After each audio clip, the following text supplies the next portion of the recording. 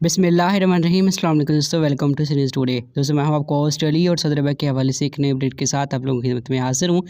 دوستوں، حوثیوں کا ابھا کے ایئرپورٹ پر حملہ ہوا ہے۔ اس حوالے سے دوستوں مکمل جتنی تفصیلات ہیں آپ سب کو دیتے ہیں۔ تو دوستوں آپ بڑھتے ہیں آج کی ویڈیو کی تفصیل کی جانب۔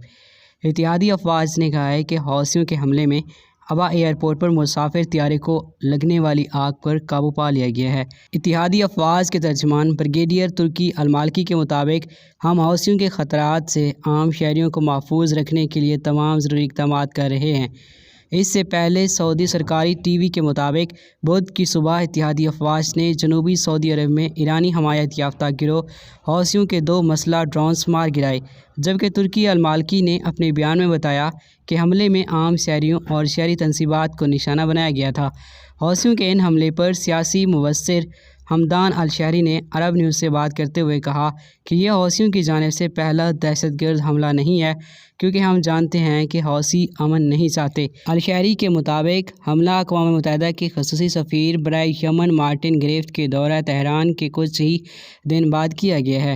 مارٹن گریفٹ نے یمن میں جاری تنازع کے سیاسی حل کے لیے کئی امیدوں کے ساتھ ایران کا دورہ کیا تھا، جبکہ اس ہفتے میں یہ تیسرا دن ہے جب اتحادی افواج کی جانب سے حوثیوں کے ڈرونز کو گرایا گیا ہے۔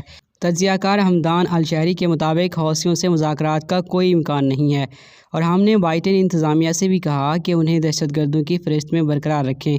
الشہری نے مزید کہا کہ حوثیوں کو دہشت گردوں کی فہرست سے نکالنا تباہ کن فیصلہ ہے۔ یہ حملے صدر جو بائیڈن کی طرف سے حوثیوں کو دہشت گردوں کی فہرست سے نکالنے کے کچھ ہی دنوں بعد ہوئے ہیں۔ سابق امریکی صدر ڈونلڈ ٹرمپ نے اپنی صدارت کا دور ختم ہونے سے پہلے حوثیوں کو دہشت گرد تنظیم قرار دیا تھا۔